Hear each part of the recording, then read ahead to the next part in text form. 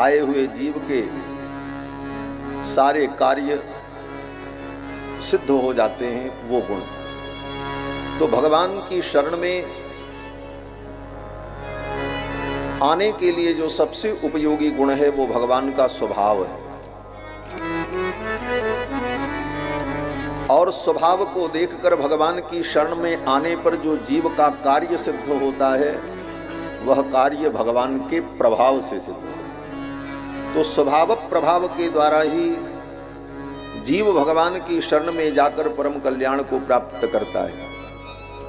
और जिसने भगवान के स्वभाव को जान लिया वो भजन छोड़ करके भगवान के चरणों में अपने मन को लगा करके दूसरा कार्य नहीं कर सकता।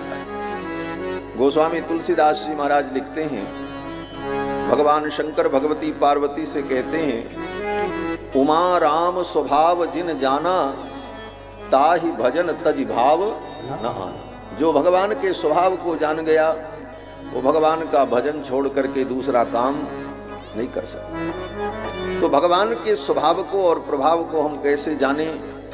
जब हम भगवान की कथा श्रवण करते हैं तो कथाओं के माध्यम से ही भगवान के स्वभाव और प्रभाव का हमें अनुभव होता है। क्या स्वभाव है भगवान का? भगवान का स्वभाव इतना मधुर है कि बड़े से बड़ा पापी अगर सच्चे मन से भगवान की शरण में आ जाए तो भगवान इतने सरल हैं, इतने कृपालु हैं कि उसका त्याग नहीं करते, उसे स्वीकार कर लेते हैं। ये भगवान का स्वभाव है। गोस्वामी तुलसीदास जी कहते हैं, कोटि विप्र बदला कहीं जाऊं, कोटि विप्र बदला कहीं जाऊं, आए शरण तजो नहीं ताऊं, आए शरण तजो नहीं ताऊं, आए शरण तजो नहीं ताऊं, आए शरण तजो नहीं ताऊं, कोटि विप्र बदला नहीं जाऊं, कोटि विप्र बदला नहीं जाऊं, कोटि विप्र बदला। एक ब्रह्म हत्या नहीं, करोड़ों ब्रह्म हत्या लगी हो, लेकिन भगवान की शरण में आ जाए सच्चे मन से तो भगवान कहते मैं उसका त्याग नहीं करता। एक ब्रह्म हत्या करोड़ों वर्षों तक जीव को नरक की यातना में डालती, लेकिन भगवान कहते हैं एक नहीं करोड़ों ब्रह्म हत्या लगी हो, लेकिन अगर मेरी शरण में आ गया तो मैं उसका त्याग नहीं करता। ये भगवान का स्वभाव है। और प्रभाव, बोले प्रभाव भगवान का ऐसा दिव्य है कि भगवान जिसकी रक्षा करना चाहें उसको कोई मार नहीं सकता। भगवान जिसकी रक्षा करना चाहें उसका कोई कुछ बिगाड़ नहीं सकता। इसीलिए हमारे आचार्यों ने कहा कि सच्चे भक्त को अपनी रक्षा के लिए कोई प्रयत्न नहीं करना चाहिए, सोचना भी नहीं चाहिए। क्यों? बोले जहां आपने अपनी रक्षा के लिए सोचना शुरू किया वहीं पर भगवान के वचन की अवहेलना हो जाएगी। किस वचन की? भगवान ने संपूर्ण गीता का उपदेश करके अंत में जो रहस्य बताया, संपूर्ण गीता सुनाई अर्जुन को, लेकिन अर्जुन का मोह भंग नहीं हुआ। तब भगवान ने कहा अब अंतिम दवा मैं तुम्हें दे रहा हूं, अत्यंत गोपनीय ज्ञान मैं तुम्हें बताने जा रहा हूं जो मैं सबको नहीं बता सकता, लेकिन तुम अधिकारी हो इसलिए मैं तुमको बता रहा हूं।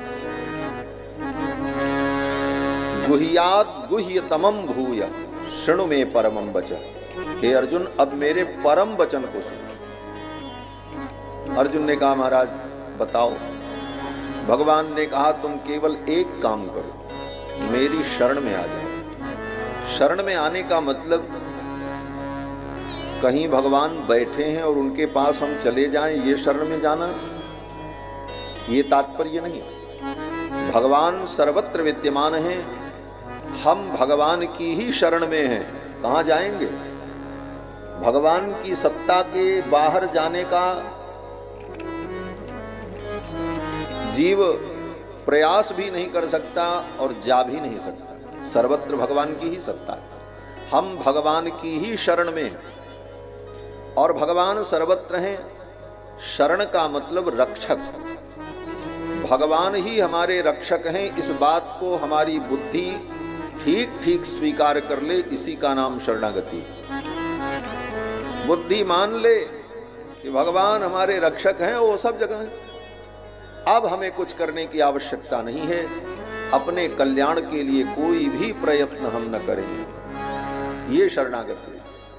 भगवान ने अर्जुन से कहा, अर्जुन माम एकम शरणम ब्रज। ब्रज धातु गत्यर्थक होती है। गत्यर्थक माने गति के अर्थ में, ब्रजति माने गच्छति। और गत्यर्थक जो क्रिया होती है उसके 4 अर्थ होते हैं, गति ज्ञान, गति गमन, गति प्राप्ति, गति मोक्ष। ये 4 अर्थ गति के होते हैं। गति ज्ञान, जैसे कोई व्यक्ति बड़ा विद्वान होता है तो लोग कहते हैं महाराज शास्त्र में इनकी बड़ी अच्छी गति है। तो शास्त्र में गति है, इसका मतलब वो शास्त्र में चलते हैं क्या? शास्त्र कोई मार्ग है, उसमें दौड़ते हैं क्या? बोले शास्त्र में उनका ज्ञान है, शास्त्र ज्ञान संपन्न है, इसलिए कहा जाता है शास्त्र में गति। तो गति माने ज्ञान और गति माने गमन। कोई पशु बड़े तीव्र गति से दौड़ता है तो लोग कहते हैं महाराज बड़ी तीव्र गति से दौड़ते हुए जा रहे हैं, तो वहां गति का अर्थ गमन होता है। गति ज्ञान, गति गमन, गति प्राप्ति। जैसे कोई व्यक्ति, पुण्यात्मा व्यक्ति किसी धाम में, किसी तीर्थ में, पवित्र मुहूर्त में शरीर का त्याग कर दे तो लोग कहते हैं इनकी सदगति हो गई। सदगति, सदगति को प्राप्त कर लिया। तो गति ज्ञान, गति गमन, गति प्राप्ति और गति मोक्ष। गति का अर्थ मोक्ष भी होता है। भगवत प्राप्ति हो जाए तो कहते हैं इनकी उत्तम गति हो गई, इनको उत्तम लोक की प्राप्ति हो गई, मुक्त हो गई। तो गति शब्द के 4 अर्थ हैं। गत्यर्थक जितनी धातुएं हैं उनके 4 अर्थ ग्रहण किए जाते हैं। तो जो ब्रज कहा, भगवान ने कहा माम एकम शरणम ब्रज, मेरी शरण में आओ। तो ब्रज का अर्थ यह भी है ज्ञान, अर्थात मेरी शरण को, मेरे शरण में आकर मुझ पर विश्वास कर लो, ये ज्ञान तुम्हारा दृढ़ हो जाए। माम एकम शरणम ब्रज अहम त्वा सर्व पापेभ्यो मोक्षयिष्यामि। फिर तुमको कुछ करने की जरूरत नहीं पड़ेगी, मैं ही सब कुछ करूंगा। अहम, मैं, त्वा सर्व पापेभ्यो मोक्षयिष्यामि, मैं तुमको समस्त पापों से मुक्त कर दूंगा। लेकिन तुमको एक काम करना, मेरी शरण में आने के बाद फिर तुम्हें चिंता नहीं करनी। मां शुचः, ये अंतिम उपदेश है तुम्हारा। मां शुचः माने मत सोचो, शोक मत करो, चिंता मत करो, निश्चिंत हो जाओ। अखिल कोटि ब्रह्मांड नायक परमात्मा भगवान सर्वसमर्थ, दयालु, कृपालु, क्षमा, सौशील्य, वात्सल्यादि अनंत गुण गंभीर भगवान सर्वसमर्थ, वो कह रहे हैं तुम निश्चिंत हो जाओ। फिर भी हमारे जीवन में निश्चिंतता नहीं आ रही। अगर निश्चिंतता नहीं आई तो भगवान के सब कुछ भगवान ही करते। भगवान अगर हमारी रक्षा में प्रवृत्त हैं तो हमें कोई प्रयत्न करने की जरूरत नहीं है। श्री वेदांत देशिक स्वामी जी महाराज कहते हैं त्वयि प्रवृत्ते मम किम प्रयासई। अगर आप मेरी रक्षा में प्रवृत्त हैं तो मुझे कोई प्रयत्न करने की जरूरत नहीं। और फिर अगली पंक्ति में कहते हैं त्वयि अप्रवृत्ते, और अगर आप मेरी रक्षा में प्रवृत्त नहीं हैं तो मम किम प्रयास ही, मेरे प्रयास का क्या मूल्य निकलेगा। अगर भगवान हमारी रक्षा करने के लिए प्रवृत्त नहीं है तो हम चाहे जितना हाथ पैर पटक लें, कुछ होने वाला नहीं। तो दोनों परिस्थिति में हमारे करने का कोई मूल्य ही नहीं। भगवान अगर हमारी रक्षा के लिए प्रयत्नशील नहीं है तो कुछ भी करके कुछ नहीं कर सकते, और भगवान अगर प्रवृत्त हैं तो हमको कुछ करने की जरूरत नहीं। भगवान हमारी रक्षा में प्रवृत्त हैं, यह विश्वास हो जाए, और यह विश्वास ही जीव को मोक्ष प्रदान कर देता है, संसार के भव बंधन से मुक्त कर देता है। यह विश्वास दृढ़, और यह विश्वास तभी दृढ़ होता है जब बार बार हम भगवान के चरित्र को सुनते हैं, भगवान की लीलाओं को सुनते हैं, भगवान की महिमा को सुनते हैं। और भगवान निर्गुण्य पुरुष भी भगवान हरि के गुण का कथन करते हैं और वर्णन करते हैं और श्रवण करते हैं। जीवन मुक्त महामुनि जेऊ हरि गुण सुनत अघाहिन देव। जो जीवन मुक्त पुरुष हैं वे भी भगवान के चरित्र को सुनते हैं, और लेकिन कब चला जाए ये पता नहीं है, चलते फिर। इसलिए जब तक ये छिन न जाए उसके पहले अपने कल्याण का उपाय, उसके पहले हम अपने मन को, चित्त को भगवान के चरणों में लगा लें। यही तो उद्देश्य है, और इन बातों को हम समझ लें। सुखदेव जी कहते हैं, राजन निद्रया ह्रियते नक्तम व्यवाये न च वा वयः दिवाचार्थे हया राजन कुटुंब भरणे न च। ये जीवन इतना दुर्लभ है, लेकिन इस जीवन को पा करके व्यक्ति क्या कर रहा है? बोले रात सो करके बीत जाती है, और दिन, बोले दिन बीत जाता है कुटुंब भरणे न च, कुटुंब के भरण पोषण की व्यवस्था करने में। और इसी में एक एक दिन करके जीवन बीत जाता है। देहापत्य कलत्रादिषु आत्मसैन्येषु सत्स्वपि तेषाम प्रमत्तो निधनम पश्यन्नपि न पश्यति। और जीव देखता है कि कल वो मरे, 2 दिन पहले उनकी मृत्यु हुई थी। आस पड़ोस के लोगों को भी मरते हुए देखकर तेषाम प्रमत्तो निधनम पश्यन्नपि न पश्यति, देखने के बाद भी उसे लगता है हमारे साथ ऐसा नहीं होगा, हम तो ऐसे ही बने रहेंगे।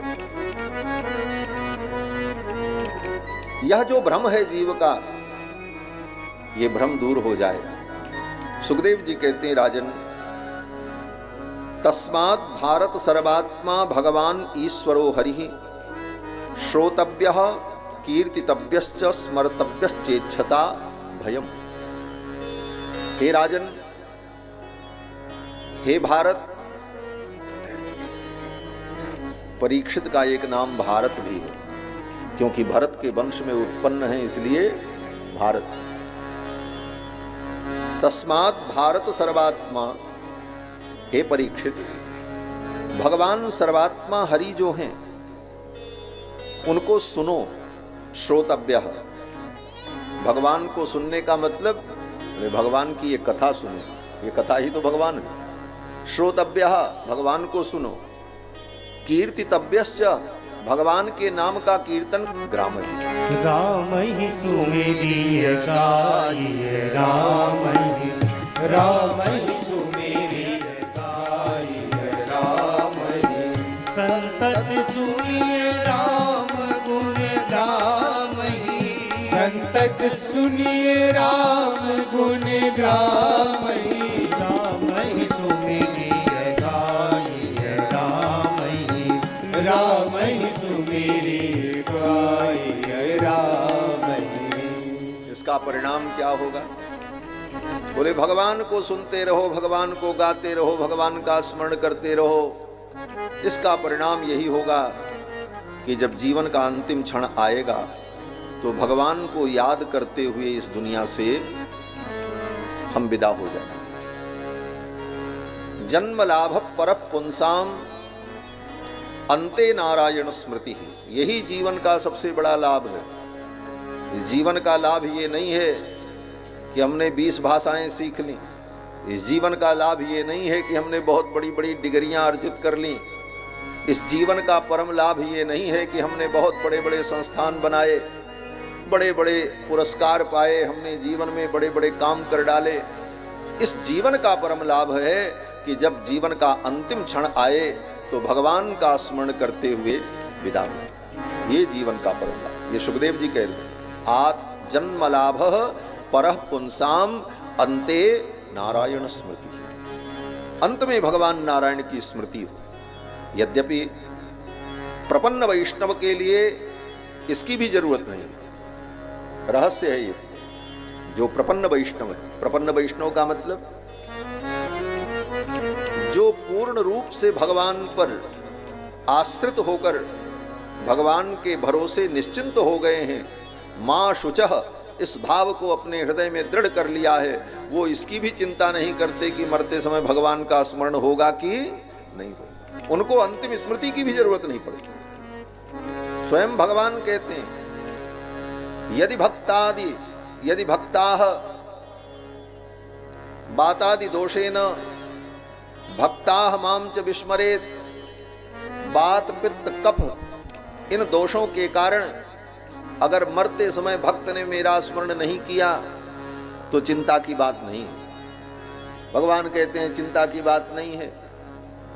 क्यों? बोले मरते समय इतनी पीड़ा होती है कि भगवान का स्मरण कैसे हो।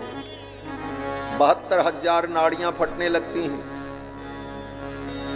बात पित्त कफ तीनों दूषित हो जाता है, कफ आकर के गले में अटक जाता है, घरघराहट होने लगती है, स्मृति नष्ट होने लगती है, वायु का प्रकोप अलग शरीर के सारे अंगों को शिथिल कर देता है। ऐसी स्थिति में जीव भगवान का कैसे स्मरण करे। श्री कुलशेखर आलवार अपने ग्रंथ मुकुंदमाला स्तोत्र में कहते हैं, हे भगवन, कृष्णत्वदीय पद पंकज पंजरांतम अद्यैव में विशतु मानस राजहंस। हे कृष्ण, आपके चरण कमल रूपी पंजर में, पिंजरे में मेरा मन रूपी राजहंस आज ही निबद्ध हो जाए। कृष्णत्वदीय पद पंकज पंजरांतम अद्यैव में विशतु मानस राजहंस। क्यों? बोले प्राण प्रयाण समये कफवात पित्तैहि, जब प्राण प्रयाण होगा कफ वात पित्त तीनों प्रकृति दूषित हो जाएगी।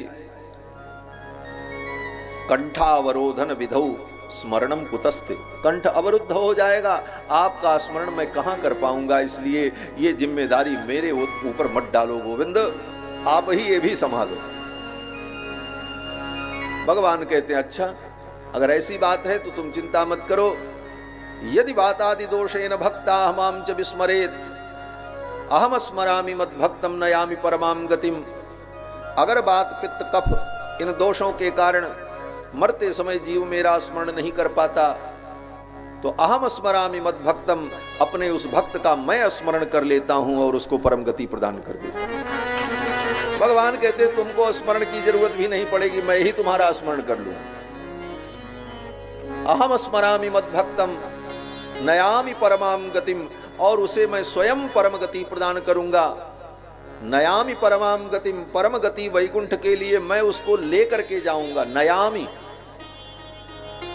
नयामि माने नयतीति नायक, जो ले चले उसी को नायक कहते हैं, उसी को नेता कहते हैं, जो सबका मार्गदर्शन करे, सबको लेकर के चले। भगवान कहते हैं नयामि परमाम गतिम, उसे मैं परम गति प्रदान कर दूंगा।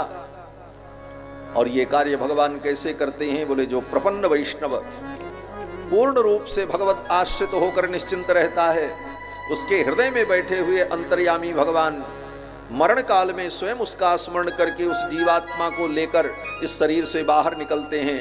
और जैसे कोई पिता अपने बच्चे को गोद में बैठाकर कहीं लेकर चला जाए, उसी प्रकार उस जीवात्मा को लेकर भगवान अपने धाम चले जाते। नयामि परमाम गति। सुखदेव जी कहते हैं, हे राजन, मैं तुम्हें भगवान की मंगलमयी कथा सुनाता हूं। भगवान के विषय में पहले तो इस दृष्टि से विचार करना चाहिए कि भगवान कण कण में विद्यमान हैं, और जो कुछ दिख रहा है ये सब भगवान का रूप है।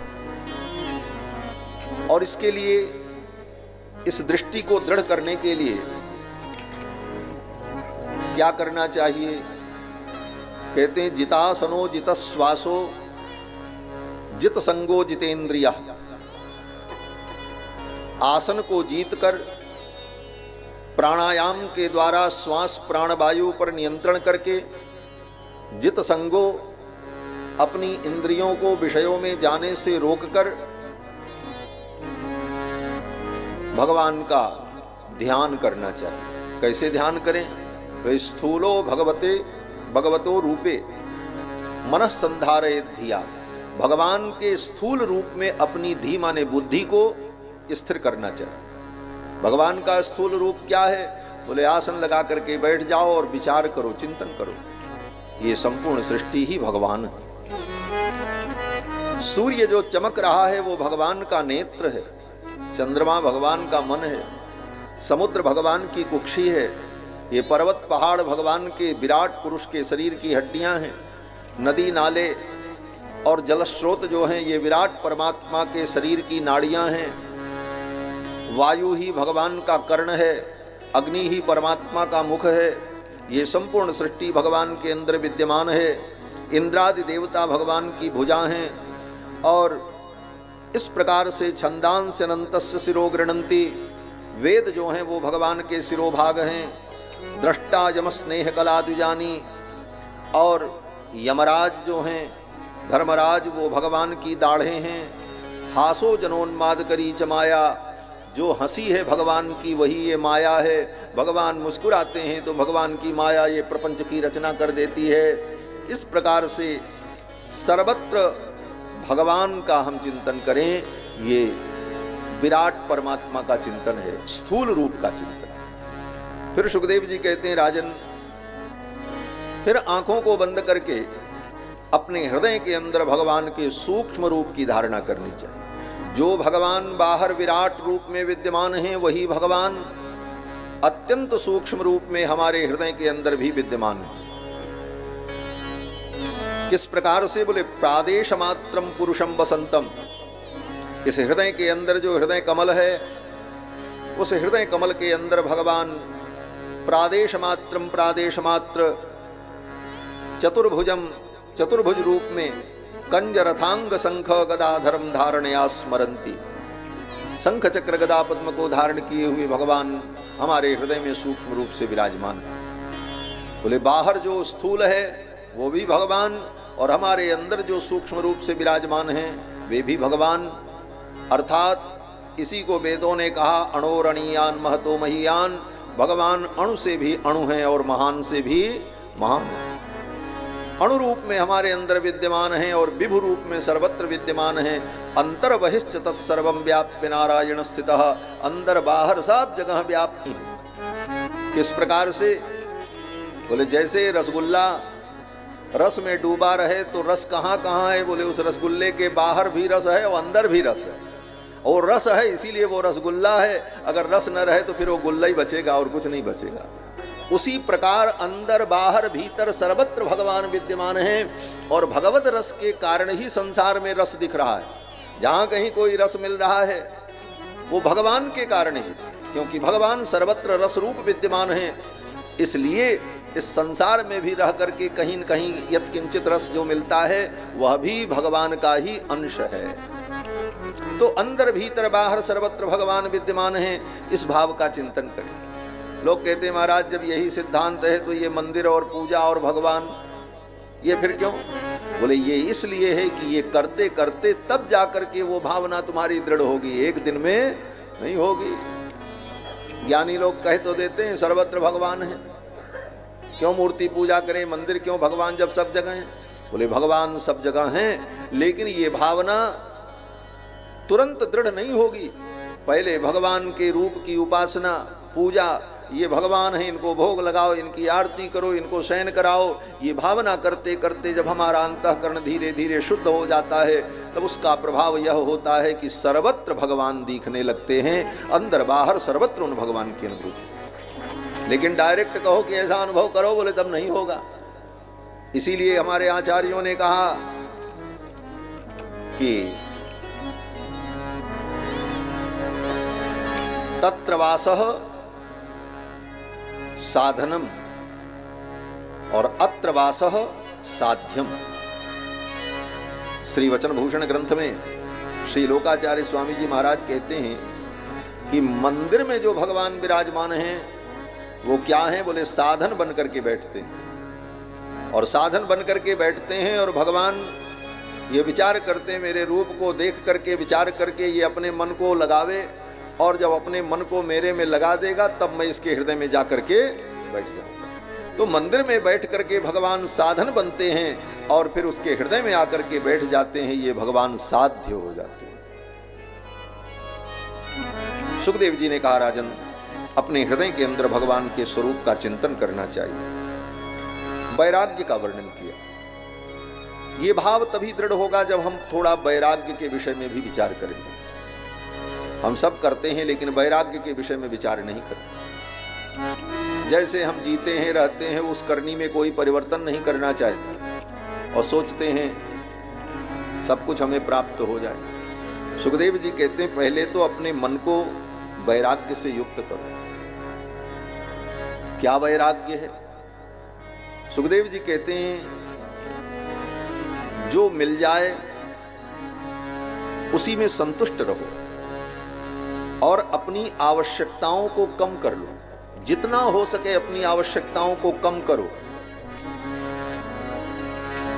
जब हमारी आवश्यकताएं धीरे धीरे कम होने लगती हैं फिर हम सुखी होने लगते हैं। ये आवश्यकताएं पूरी हो जाएं तब हम सुखी होंगे, ये जीव का भ्रम है।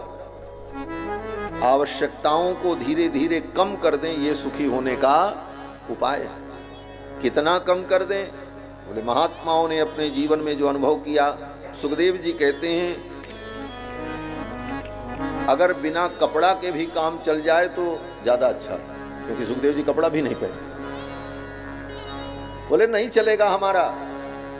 बोले तो नहीं चलेगा तो उसकी भी चिंता मत करो। चीराणि किम पथि न संति दिशंति भिक्षाम। कपड़ा भी आपको पाने के लिए कहीं जाने की जरूरत नहीं है। सड़क के किनारे पथि, पथि माने मार्ग, मार्ग के किनारे पड़े हुए कपड़े मिल जाते हैं। बड़े लोग, धनपति लोग जब उनके कपड़े पुराने हो जाते तो फेंक देते हैं। सुखदेव जी कहते हैं सड़क के किनारे पड़े हुए उस कपड़े को ही ले लो, अंग ही तो ढकना है, और जल में धोकर, नदी में धो करके उसे शुद्ध कर लो और धारण कर लो। चीराण किम पथि न संति। क्या रास्ते के किनारे पड़े हुए कपड़े अब नहीं मिलते हैं? आज भी मिलते हैं। दिशंति भिक्षाम। क्या अब वृक्षों में फल नहीं लगते? बोले आज भी वृक्षों में फल लगते हैं। फल मिल जाए वही खा करके काम चला लो। पानी पीने के लिए क्या करें? बोले सरितोप्यसुष्यन्। क्या नदियां सूख गई हैं? आज भी नदियां। रुद्धा गुहा किम जितोवति नोपसन्नान। बोले रहेंगे कहां? बोले कहीं छाया मिल जाएगी। कंदराएं पर्वत की इंतजार कर रही हैं कोई आए और यहां रहे। क्या वो गुफाओं का द्वार बंद हो गया? वे आज भी खुला है। सुखदेव जी कहते हैं इसके बाद भी कस्मात् भजन्ति कवयो धन दुर्मदान। सुखदेव जी कहते हैं कस्मात् भजन्ति कवयो। सुखदेव जी कहते हैं मुझे समझ में नहीं आ रहा है कि ये बड़े बड़े विद्वान, कवयः कवि माने विद्वान, ये बड़े बड़े विद्वान कस्मात् भजन्ति कवयः धन दुर्मदान्धान। जिनको अपने धन का मद है, अपने धन के मद में अंधे हैं, धन दुर्मदान्धान। ऐसे धन दुर्मदांध के पीछे क्यों भागते हैं विद्वान लोग? ये व्यंग किया है महाराज सुखदेव। सुखदेव जी कहते हैं कि अगर ऐसा वैराग्य है तो बहुत अच्छा है। वेदांत देशिक स्वामी जी महाराज अपने वैराग्य पंचकम में कहते हैं, बड़े विद्वान थे वेदांत देशिक स्वामी जी महाराज। भगवान श्री हरि के वैकुंठ के घंटा के अवतार थे। वैकुंठ में भगवान का जो घंटा है, जिस घंटे से वेद ध्वनि प्रकट होती है, वह घंटा ही इस धरती पर 12वीं शताब्दी में वेदांत देशिक स्वामी के रूप में अवतरित हुए। सैकड़ों ग्रंथ उन्होंने लिखा है और बड़े अद्भुत अद्भुत ग्रंथ लिखे हैं, जिनके ग्रंथों का जोड़ नहीं है इस धरती पर। वेदांत देशिक स्वामी जी महाराज जब अपने वैराग्य का वर्णन करते हैं, किसी विद्वान ने, उस काल में एक बहुत बड़े विद्वान थे अप्पय्य दीक्षित, उन्होंने, वो उनके मित्र थे, उन्होंने कहा आपके घर में खाने को नहीं है, आप परेशान रहते हो, तो आप एक काम करो, मैं राज पुरोहित हूं, यहाँ का जो राजा है उसका मैं पुरोहित हूं, आप मेरे साथ चलो और आपकी कविता को, कला को, आपके वैदुष्य को देखकर राजा प्रसन्न हो जाएगा और इतना धन दे देगा कि आपकी दरिद्रता दूर हो जाएगी। वेदांत देशिक स्वामी जी ने कहा मैं वहां जाऊं? वेदांत देशिक स्वामी जी ने कहा छोणी कोण शतांश पालन कला दुर्बार गर्भानलत क्षुभ्यत क्षुद्र नरेंद्र चाटु रचना धन्यान मन्यामहे। वेदांत देशिक स्वामी जी कहते हैं कि छोणी कोण शतांश पालन कला, इस धरती के एक टुकड़े का पालन करने वाला ये राजा, छोणी कोण शतांश पालन कला दुर्बार गर्भानलह, और उसमें इसको इतना गर्व है, दुर्बार गर्भानलह क्षुभ्यत क्षुद्र नरेंद्र चाटु रचना धन्यान मन्यामहे। ऐसे नरेंद्र के लिए मैं रचनाएं करूं और उसकी चाटुकारिता करूं, ये मुझे स्वीकार्य नहीं। और अगर चाटुकारिता करनी होगी कुछ पाने के लिए, तो मैं इनकी चाटुकारिता क्यों करूं जो संपूर्ण ब्रह्मांड के स्वामी हैं और जिनकी चाटुकारिता करनी भी नहीं पड़ती। क्यों? बोले धाना मुष्टि मुचे कुचेल मुनये दत्तेस्म वित्ते शताम। वेदांत देशिक स्वामी जी कहते हैं एक मुट्ठी चावल लेकर के, भागवत में 4 मुट्ठी है, लेकिन उसको तात्पर्य एक मुट्ठी में, क्योंकि भगवान ने तो एक ही मुट्ठी खाया था। इति मुष्टिम सकृत जग्ध्वा द्वितीयाम जग्धुमा दधे। सुदामा जी एक मुट्ठी चावल भगवान को समर्पण करते हैं, ले तो गए थे 4 मुट्ठी, लेकिन भगवान ने एक मुट्ठी ग्रहण किया। वेदांत देशिक स्वामी जी कहते हैं धाना मुष्टि मुचे कुचेल मुनये दत्तेस्म वित्ते शताम। एक मुट्ठी चावल भेंट करने पर जिस सुदामा को गोविंद ने, द्वारिकाधीश ने वित्ते शताम, कुबेर के समान बना दिया, ऐसे गोविंद का मैं गुणगान करूंगा, इस राजा का गुणगान नहीं। ये महाराज वैराग्य करना भी है तो हम उसका गुणगान करेंगे जो इतना कृपालु। धाना मुष्टि मुचे कुचेल मुनये दत्तेस्म वित्ते शताम। तो सुखदेव जी कहते हैं हे राजन, अपने हृदय में वैराग्य दृढ़ करना चाहिए। अत्यंत वैराग्यवत समाधि समाहितस्तैव दृढ़ प्रबोध। वैराग्य होने पर ही बुद्धि स्थिर होती है, उसी को समाधि कह लो, और तभी दृढ़ प्रबोध उत्पन्न होता है। सुखदेव जी ने कहा राजन, एक बार ब्रह्मा जी ने संपूर्ण वेदों का विचार किया। भगवान के द्वारा जो उन्हें वेद ज्ञान प्राप्त हुआ ब्रह्मा जी को, तेने ब्रह्म हृदय आदि कवये। ब्रह्मा जी ने 3 बार संपूर्ण वेदों का आलोडन किया, आद्योपांत। भगवान ब्रह्म कार्ष्णेन त्रिअन्वीक्ष मनीषया। 3 बार अपनी बुद्धि के द्वारा ब्रह्मा जी ने चारों वेदों पर विचार किया, आद्योपांत। और विचार करके निष्कर्ष क्या पाया? सुखदेव जी कहते हैं ब्रह्मा जी को यही निष्कर्ष मिला, तदध्यवस्यत कूटस्थो रतिरात्मन यतो भवेत। ब्रह्मा जी को यही अध्यवसाय हुआ, अध्यवसाय माने निश्चय, ये निश्चय हुआ ब्रह्मा को कि रतिरात्मन यतो भवेत, भगवान में रति हो जाए, यही वेदों का परम तात्पर्य है। चारों वेद यही कहना चाहते हैं कि भगवान में रति हो, वासुदेवे भगवती भक्ति योगो यतो भवेत, जिस प्रकार से भगवान वासुदेव में हमारा भक्ति योग हो जाए। आगे सुखदेव जी कहते हैं राजन, ये कामनाएं जीव को बंधन में डालती हैं। अलग अलग कामनाओं की पूर्ति के लिए अज्ञान के परवश होकर जीव भिन्न भिन्न देवताओं की उपासना करते हुए भटकता रहता है। और देवता ही नहीं, भूत प्रेत पिशाच डाकिनी शाकिनी कूष्मांड बेताल मारीगण भैरवगण जिन्नात भूत प्रेत पता नहीं किसकी किसकी लोग उपासना करने लगते हैं। क्यों? बोले इससे हमारी कामना पूरी हो जाए। ये क्या है? बोले ये अज्ञान है। गीता में भगवान ने कहा, अर्जुन कामैस्तैर्तैर्हृतज्ञानाः प्रपद्यन्ते अन्य देवता। कामनाओं ने जिनको अज्ञानी बना दिया, संसार की नश्वर कामनाओं के लिए ये मिल जाए ये मिल जाए, जो मिलेगा सब छूटेगा ही, वैसे भी वो तुम्हारा नहीं रहा और रहेगा भी नहीं। लेकिन उन वस्तुओं के लिए भिन्न भिन्न देवताओं की पूजा उपासना में जो लगा है, कहते हैं क्यों लगा है? बोले कामैस्तैर्तैर्हृतज्ञाना, कामनाओं ने उसके ज्ञान का हरण कर लिया है। और वो स्थिति इतनी भयानक होती है कि व्यक्ति मुर्दे पर भी चादर चढ़ाने के लिए चला जाता है कि शायद वहां भी हमारी कामना पूरी हो जाए। जो मर गया वो क्या करेगा तुम्हारे लिए? लेकिन वहां भी लोग चले जाते हैं। क्यों? बोले लगता है यहां हमारी कामना पूरी हो जाएगी।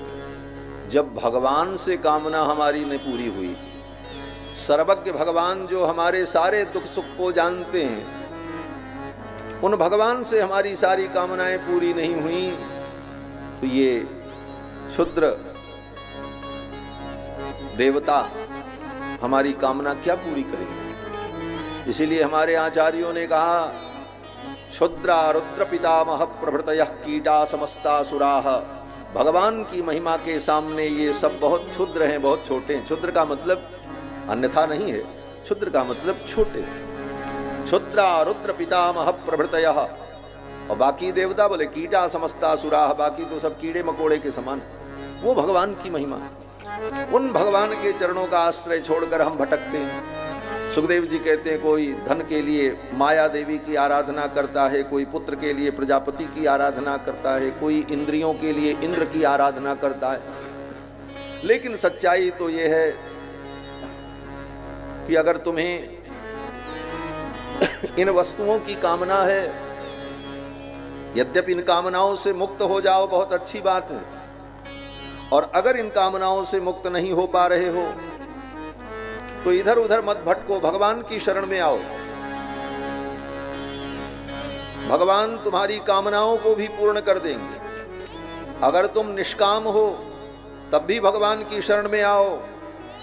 अगर तुम्हारे अंदर सब कामनाएं हैं तब भी भगवान की शरण में आओ। अगर मोक्ष की कामना है तब भी भगवान की शरण में आओ। ये तीन बात कही, अकामः सर्वकामो वा मोक्ष काम उदारधि। तीन हेतु बताया।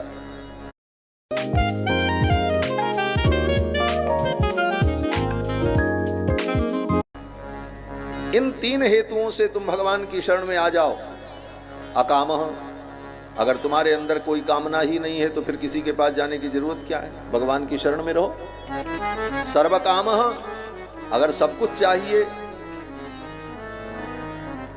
तो सुखदेव जी कहते हैं तो भगवान की ही शरण में आओ, क्योंकि भगवान ही सब कुछ दे सकते हैं। बाकी सब लोग सब कुछ नहीं दे सकते। कोई कुछ देगा, कोई कुछ देगा, सब कुछ देने वाले तो केवल भगवान है। सर्वकामो वा मोक्ष काम उदारधि, अगर मोक्ष चाहिए, बोले मोक्ष और कोई दे ही नहीं सकता भगवान को छोड़कर। मोक्ष केवल भगवान के द्वारा प्राप्त होता है। क्यों? बोले जो बांधे सोई छोड़े, जो बांधता है वही छोड़ता है। जो जज फैसला सुनाता है वही न्यायालय उसे बेल भी देता है, उसकी जमानत भी देता है। तो बंधन, ये संसार जो है भगवान के द्वारा प्रवर्तित है, इसलिए इस माया बंधन से मुक्ति भी कौन देगा? बोले मायापति ही देंगे। मोक्ष भी भगवान के द्वारा प्राप्त होता है। इसलिए सुखदेव जी कहते हैं, अकामः सर्व कामो वा मोक्ष काम उदारधि तीव्रेण भक्ति योगेन यजेत पुरुषम परम। तीव्र भक्ति योग के द्वारा भगवान परम पुरुष की आराधना करो। परम पुरुष कौन है? बोले परम पुरुष माने भगवान, पुरुषोत्तम। ये पुरुषोत्तम शब्द केवल भगवान के लिए प्रयुक्त होता है। सारे शास्त्रों को आप पढ़ लो, ये पुरुषोत्तम शब्द और किसी के लिए नहीं, न ब्रह्मा के लिए, न शंकर जी के लिए, न इंद्र के लिए, न वरुण के लिए। पुरुषोत्तम केवल भगवान है। और गीता में तो भगवान ने अर्जुन से स्पष्ट कहा ही कि द्वाविमौ पुरुषौ लोके क्षरश्चाक्षरे वच क्षरः सर्वाणि भूतानि कूटस्थोक्षर उच्यते। हे अर्जुन, क्षर और अक्षर दो पुरुष हैं और इन दोनों से जो उत्तम है वो मैं हूं, इसीलिए लोग मुझको पुरुषोत्तम कहते हैं। तस्माल लोके च वेदे च प्रथितः पुरुषोत्तमः, इसीलिए लोक और वेद में सर्वत्र पुरुषोत्तम नाम से मैं प्रसिद्ध हूं। और ये भगवान का क्षेत्र है, इसलिए जहां आप बैठे हैं इसका नाम भी पुरुषोत्तम क्षेत्र है। पुरी ये पुरुषोत्तम का क्षेत्र है। तो भगवान परम पुरुष हैं। अगर निष्काम हो अथवा सब प्रकार की कामना है अथवा मोक्ष की कामना है तो भगवान परम पुरुष का भजन करो। भक्ति योगेन यजेत पुरुषम परम। क्यों? बोले भगवान तुम्हारी कामनाओं को भी पूर्ण करेंगे, फिर तुमको निष्काम बना देंगे और फिर तुमको मोक्ष भी प्रदान कर देंगे।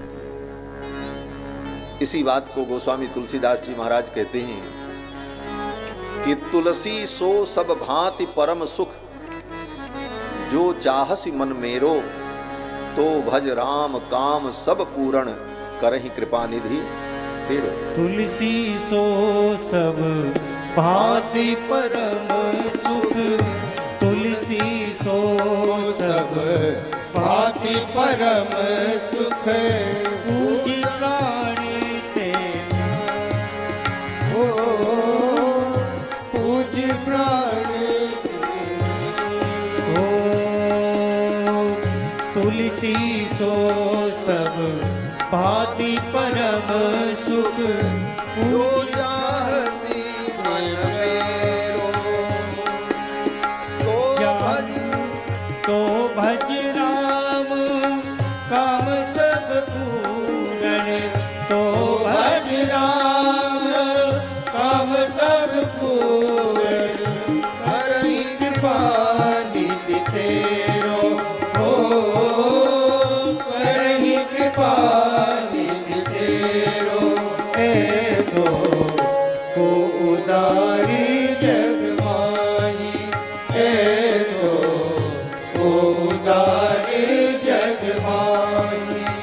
बिनु सेवा जो त्रिवै दीन पर, बिनु सेवा जो त्रिवै दीन पर, बिनु सेवा जो त्रिवै दीन पर, बिनु सेवा जो द्रवै दीन पर, राम सरिस को नाहि हो, राम सरिस को नाहि, ऐसो को उतारे जग माही, ऐसो को उतारे जग माही। जोगति जोग विराग जतन करी। आगे गोस्वामी जी महाराज कहते हैं कि रावण ने जो संपदा अपना 10 शीश अर्पण करके भगवान शिव के द्वारा प्राप्त किया, वही संपदा विभीषण को भगवान ने एक क्षण में दे दिया। इसके बाद भी भगवान को संकोच हो रहा था, मैंने अपने विभीषण को कुछ दिया ही नहीं। जो संपत्ति 10 शीश अर्प करी, रावण शिव पहली हो, रावण शिव पहली। जो संपत्ति 10 शीश अर्प करी, रावण शिव पहली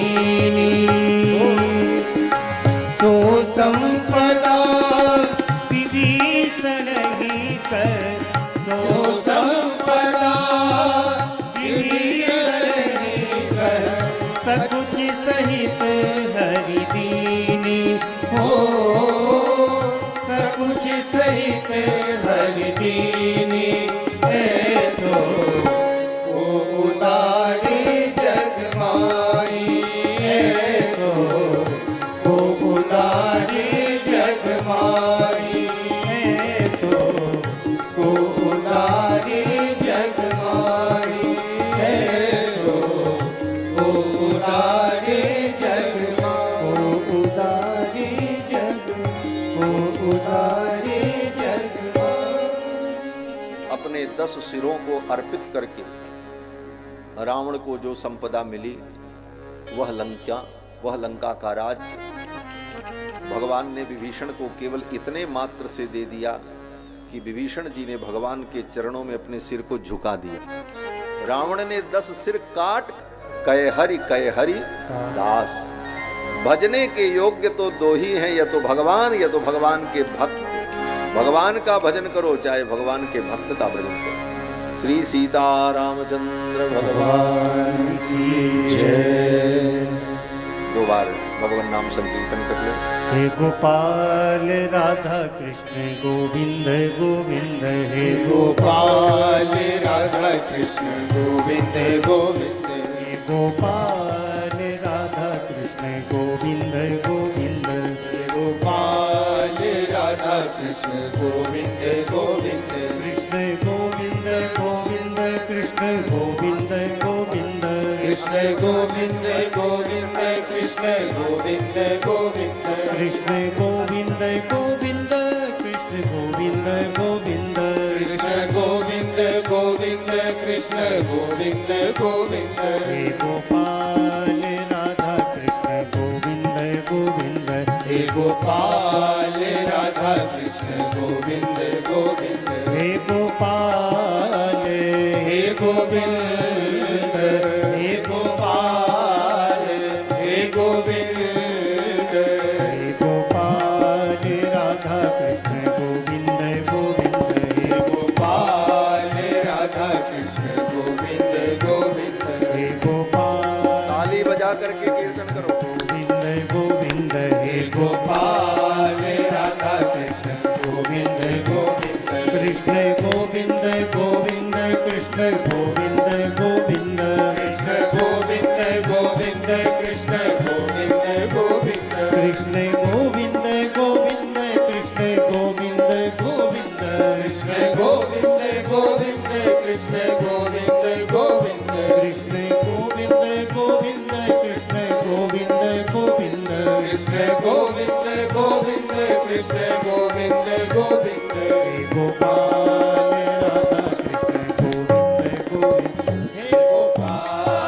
राधा कृष्ण गोविंद गोविंद, हे गोपाल राधा कृष्ण गोविंद गोविंद, हे गोपाल राधा कृष्ण गोविंद गोविंद, हे गोपाल राधा कृष्ण गोविंद गोविंद, हे गोपाल राधा कृष्ण गोविंद गोविंद, हे गोपाल राधा कृष्ण गोविंद गोविंद, हे गोपाल राधा कृष्ण गोविंद गोविंद, हे गोपाल राधा कृष्ण गोविंद गोविंद, हे गोपाल राधा कृष्ण गोविंद गोविंद, हे गोपाल राधा कृष्ण गोविंद गोविंद, गोपाल राधा कृष्ण गोविंद गोविंद, हे गोपाल राधा कृष्ण गोविंद गोविंद, कृष्ण गोविंद गोविंद, कृष्ण गोविंद गोविंद, कृष्ण गोविंद गोविंद, कृष्ण गोविंद गोविंद, कृष्ण गोविंद गोविंद, कृष्ण गोविंद गोविंद।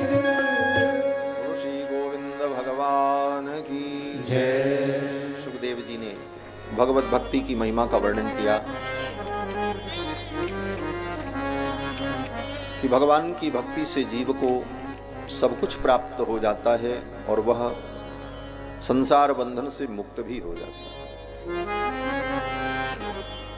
इस प्रसंग को जब सूत जी महाराज ने शौनकादि मुनियों को सुनाया तो भगवान की कथा की महिमा को सुनकर, भगवान की महिमा को सुनकर के शौनक जी ने कहा, भगवान की इतनी महिमा है, जिसने भगवान की कथा को नहीं सुना उसके कान सांप के बिल के समान थे। बिले बतोरुक्रम विक्रमान ये न शृण्वतः कर्णपुटे नरस्य। इन कानों से जिसने भगवान त्रिविक्रम के चरित्र को नहीं सुना, भगवान के चरित्र को नहीं सुना, उसके कान क्या हैं? बोले सांप के बिल के समान। जिह्वा सती दारदुरिकिरेव सूत न चोप गायत्युरु गाय गाथा। जिसने भगवान के चरित्र को नहीं गाया, भगवान का नाम संकीर्तन नहीं किया, उसकी जीभ क्या है? बोले मेढक की जीभ के समान है।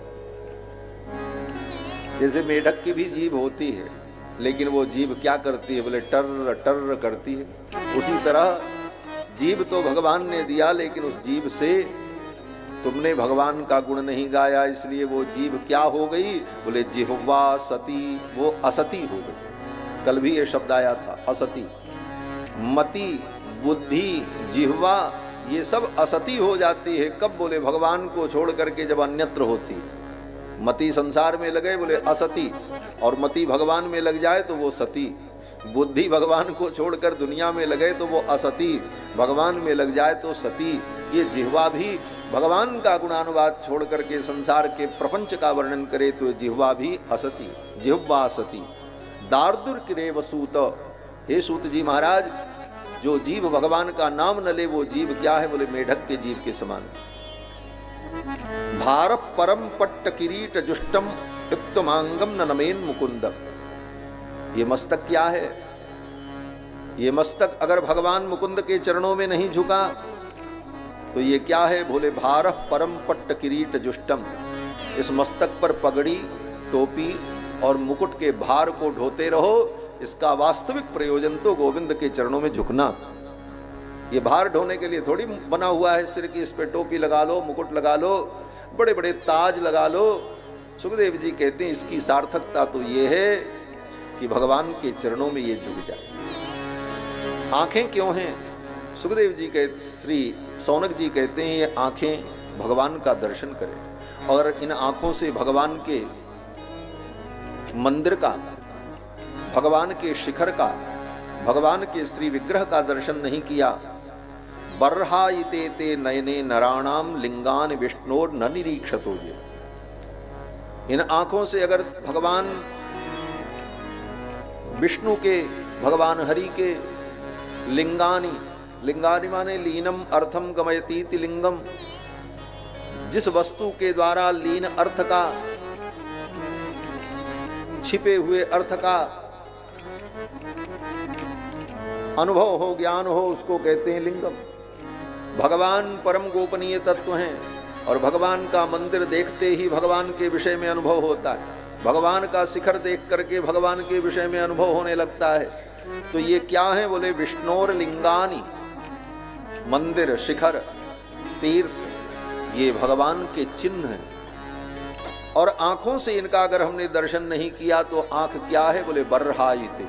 बर्हायिते माने जैसे मोर के पंख में आंख होती है, हजारों आंख होती है, लेकिन वो सब आंख व्यर्थ होती है, उसका कोई प्रयोजन नहीं होता। सौनक जी ने बड़ी सुंदर बात कही, श्रोताओं की बात कह रहे हैं। कथा सुन करके श्रोता को ये अनुभव होना चाहिए, और सौनक जी श्रोता हैं, सूत जी वक्ता हैं। सौनक जी कहते हैं तदस्मसारम हृदयम बतेदम यद्गृह्यमाणैर हरिनामधेयैः न विक्रियेताथ यदा विकारो नेत्रे जलम गात्र रुहे सुहर्षा। सौनक जी कहते हैं भगवान की कथा सुन करके, भगवान की लीलाओं को सुन करके जिसके हृदय में विकार नहीं हुआ, आंखों से अश्रु नहीं आए, शरीर में रोमांच नहीं हुआ, हरिगुण गावत पुलक शरीरा गदगद गिरा नयन बह नीरा, यह स्थिति उत्पन्न नहीं हुई, तो शौनक जी कहते हैं उस व्यक्ति का हृदय क्या है? बोले तदस्मसारम, वो पत्थर हृदय, उसका हृदय पत्थर के समान है। बेटा बेटी के दुख को तो पिघल जाता है, बेटा बेटी का दुख देख करके आंखों में आंसू आ जाते हैं, और भगवान का चरित्र सुन करके आंखों में आंसू ना आए, भगवान के चरित्र को सुन करके शरीर में रोमांच नहीं हुआ, कंप नहीं हुआ, विकार नहीं हुआ, स्वेद नहीं हुआ, कहते हैं उसका हृदय तो पत्थर है। तदस्मसारम हृदयम बतेदम यद गृह्यमाणैर हरि नामधेय। लेकिन इसका भी नियम है। ये भाव किसके अंदर आवे? बोले श्रोताओं के अंदर आवे, वक्ता के अंदर ना आवे। बोले वक्ता वर्णन तो करे, श्रोताओं के आंख में आंसू आवे, हाँ, उनके अंदर ये विकार हो, रोमराजियां उनकी पुलकित हो जाएं। अब वक्ता, बोले वक्ता को अगर ये सब हो गया तो फिर वो कथा ही नहीं सुना पाएगा। इसलिए वक्ता को तो बहुत सावधान रहना इस विषय में। गोस्वामी तुलसीदास जी वर्णन करते हैं कि भगवान शंकर जब कथा सुनाने बैठे और भगवान शंकर ने कथा सुनाते